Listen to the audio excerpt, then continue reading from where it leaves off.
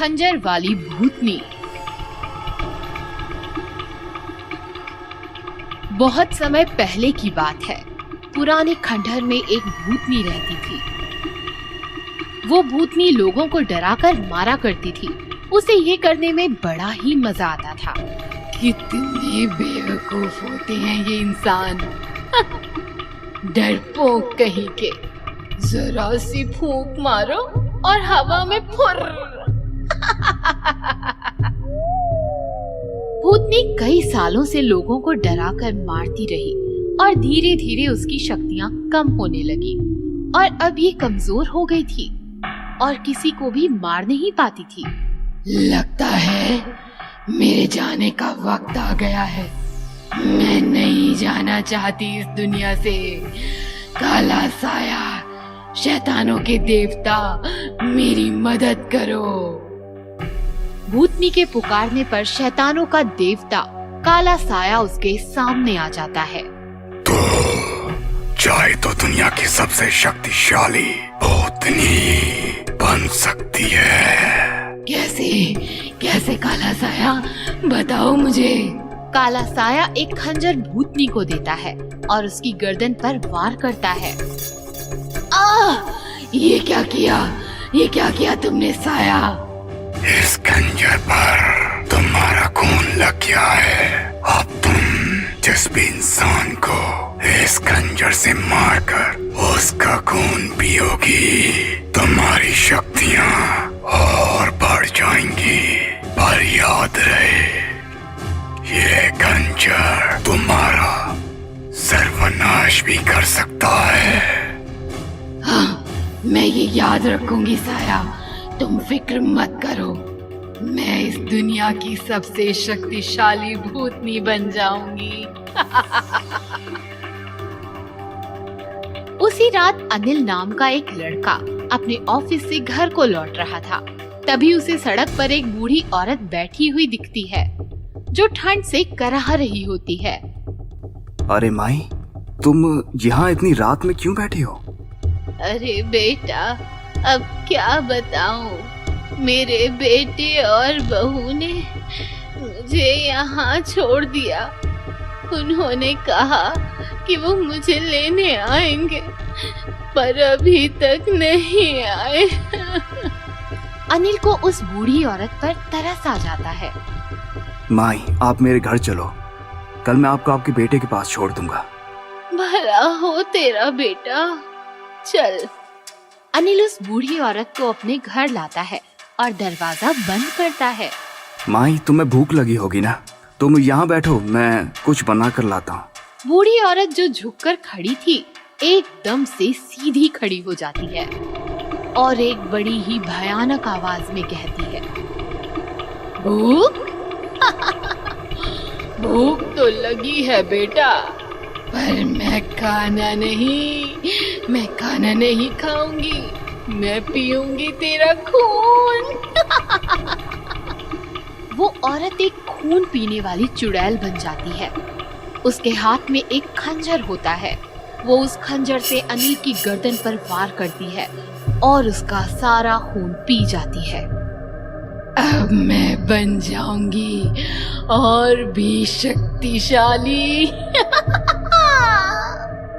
वो भूतनी अपने अगले शिकार को ढूंढने के लिए निकल जाती है। कुछ देर बाद घर में अनिल का भाई विजय उसकी लाश देखता है और रोने लगता है। ये जिसने भी किया है, मैं उससे जरूर बदला लूंगा भैया। एक के बाद एक कई मौतें होने लगी और वो खून पीने वाली चुड़ैल का कहर पूरे शहर में बढ़ गया। सभी उसे खंजर वाली चुड़ैल के नाम से जानने लगे। वो भेष बदलकर लोगों से मदद मांगती। मेरी मदद करो, मुझे मेरे घर पहुंचा दो। हाँ माँ जी, चलिए। माँ जी, यहाँ तो कोई घर नहीं है। यहाँ तो आगे जंगल है घना। जंगल है तभी तो तेरा खून मजे से पी पाऊंगी। भूतनी अपने भयानक रूप में आ जाती है और उस औरत के गले पर वार करके उसका सारा खून पी जाती है और अपनी शक्तियों को और बढ़ाती है। शहर में अब कोई किसी की मदद करने से पहले 10 बार सोचता था। किसे पता कब खंजर वाली रूप बदलकर वार कर दे। विजय को यकीन हो जाता है कि उसके भाई का खून भी खंजर वाली ने ही किया है। वो एक बाबा के पास जाता है और इस समस्या का हल पूछता है। बाबा अपनी तांत्रिक विद्या से भूतनी के बारे में पता लगाते हैं। उसके जाने का वक्त आ चुका था, इसलिए इंसानों का खून पीकर अपनी शक्तियां बढ़ा रही है ताकि उसे इस दुनिया से जाना ना पड़े। बाबा, इसका कोई तो इलाज होगा। इलाज है, मैं अपनी तंत्र विद्या से उस भूतनी को यहाँ बुला सकता हूँ, पर तुम्हें उस खंजर से उस भूतनी पर वार करना होगा, क्योंकि तुम्हारे भाई का खून उसने पिया है। बाबा अपनी तांत्रिक विद्या से उस भूतनी को बुलाते हैं। क्यों रे बाबा, तू कब से इतना ज्ञानी हो गया जो मुझ जैसी शक्तिशाली भूतनी को बुलाने की हिम्मत कर ली? जानता नहीं कि मैं कौन हूँ? देख, तेरी मदद करने के लिए ही मैंने तुझे यहाँ बुलाया है। मदद? कैसी मदद? मुझे इस लड़की का मृत शरीर चाहिए जिसमें खून की एक बूंद भी ना हो। मैं तंत्र विद्या के लिए इसके शरीर का इस्तेमाल करना चाहता हूँ, इसलिए तुझे यहाँ बुलाया ताकि तू इसका सारा खून पी जाए। बहुत अच्छा काम किया बाबा तूने। आज मुझे कोई मेहनत नहीं करनी पड़ेगी। विजय आंखें बंद कर जमीन पर पड़ा होता है। भूतनी उसके पास आकर उसका खून पीने के लिए जैसे ही खंजर उठाती है, बाबा मंत्र पढ़कर राख उसके चेहरे पर फेंकता है। बाबा, ये क्या किया तूने? बच्चे, ये क्या किया तूने? विजय भूतनी से खंजर छीनकर उसके गले पर वार करता है और भूतनी के शरीर से जितने भी लोगों का खून पिया था सब बहने लगता है और वो भस्म हो जाती है। इसी तरह विजय बाबा के साथ मिलकर अपने भाई की मौत का बदला ले लेता है। पड़ोसन भूतनी। ये कहानी है सहारनपुर शहर की, जहां एक मकान में सुनीता की फैमिली रहा करती थी। एक दिन सुनीता का पति रमन सुनीता से कहने लगा, हमारे मकान में नई किराएदार फैमिली रहने आ रही है। ये तो अच्छी बात है, मुझे भी कंपनी मिल जाएगी। नहीं, वो अच्छे लोग नहीं हैं, तुम उनसे दूर ही रहना। दोपहर के वक्त बाहर आंगन में बैठकर सुनीता चावल साफ कर रही थी तो उसने देखा एक औरत और एक मर्द हाथ में सूटकेस लेकर मकान की तरफ आ रहे थे। आइए, स्वागत है आपका। लेकिन दोनों में से किसी ने भी सुनीता से बात तक नहीं की। दोनों ही सूटकेस लेकर अंदर चले गए और दरवाजा बंद कर लिया। रात के वक्त जब रमन सोने आया तो सुनीता कहने लगी, ठीक कहा था आपने, अजीब लोग हैं, बात तक नहीं करते।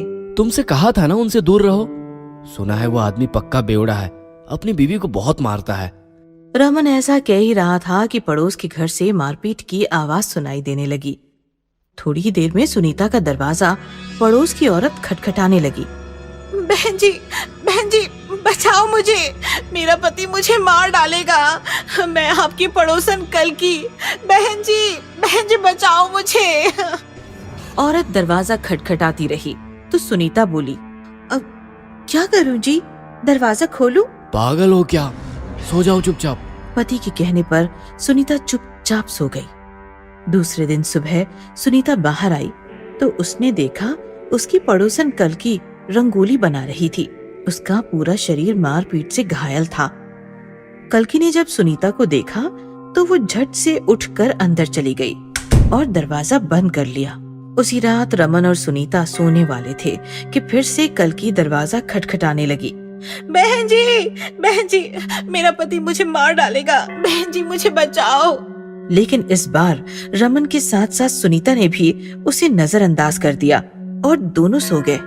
ये सिलसिला लगातार 15 दिनों तक चलता रहा। रोज रात कल्की आती और सुनीता का दरवाजा खटखटाती, लेकिन सुनीता और रमन दरवाजा नहीं खोलते। सुबह जब सुनीता बाहर आती तो घायल कल्कि सुनीता को देखकर गुस्से से अंदर चली जाती। 15 दिन के बाद एक रात ऐसी आई कि ना तो मारपीट की आवाज आई, ना ही कल्कि ने सुनीता का दरवाजा खटखटाया। लगता है आज मारपीट बंद है, आज मुझे नींद नहीं आएगी। रोज की शोर शराबे की आदत जो लग चुकी है। दूसरों के मामले में टांग ना घुसाओ, सो जाओ। उस रात के बाद जैसे चमत्कार ही हो गया। कल्कि जैसे गायब ही हो गई। सुनीता को फिर कभी नहीं दिखी। लेकिन एक रात जब रमन और सुनीता सो रहे थे तो किसी ने उनका दरवाजा खटखटाया। कौन? भाई साहब, दरवाजा खोलिए, मेरे पति को हार्ट अटैक आया है, दरवाजा खोलिए। आवाज सुनकर रमन सुनीता से बोला, हमें उनकी मदद करनी चाहिए, आज मामला कुछ अलग है। रमन और सुनीता ने भागकर दरवाजा खोला। जैसे ही दरवाजा खुला दोनों की आंखें फटी की फटी रह गई, क्योंकि बाहर कल्कि नहीं, कल्कि का डरावना भूत खड़ा था। मारपीट की वजह से घायल हुआ उसका शरीर उसे और ज्यादा डरावना बना रहा था। कल्कि ने रमन और सुधीर को अंदर धकेल दिया और अंदर आकर दरवाजा बंद कर लिया। रमन और सुनीता की हालत बिगड़ गई थी। दोनों को अपनी आंखों पर जैसे विश्वास ही नहीं हो रहा था। ये क्या कर रही हो तुम?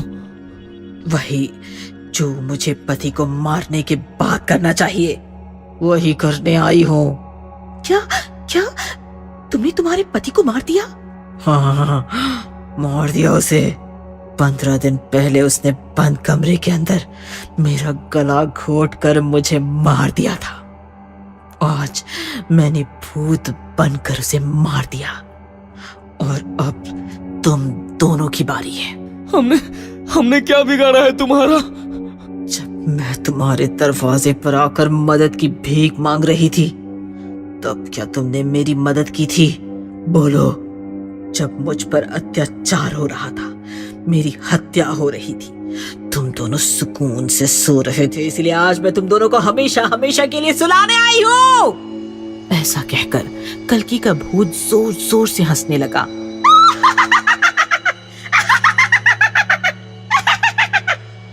रमन और सुनीता इधर उधर भागने लगे।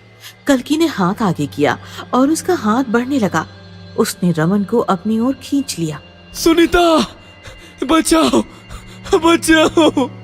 रमन की हालत देखकर सुनीता उसको बचाने आई तो कल्कि ने उसे भी पकड़ लिया और गला दबाकर दोनों को तड़पा तड़पा कर मार दिया। दूसरे दिन पुलिस पहुंची तो रमन और सुनीता मरे पड़े थे।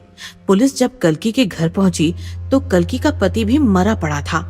पुलिस ने जब कमरे की खुदाई की तो उन्हें जमीन के अंदर दबी पड़ी कल्कि की लाश मिली। सर, केस क्या बनाना है? यह केस तो कौटुंबिक हिंसाचार के दायरे में आता है। और वह सुनीता और उसके पति का मर्डर, उसका क्या? पड़ोसी धर्म का पतन हुआ था उनके यहाँ तो। भूत प्रेत का चक्कर है, लेकिन कोर्ट यकीन नहीं करेगा। छोड़ो, कोई दूसरी वजह ढूंढते हैं।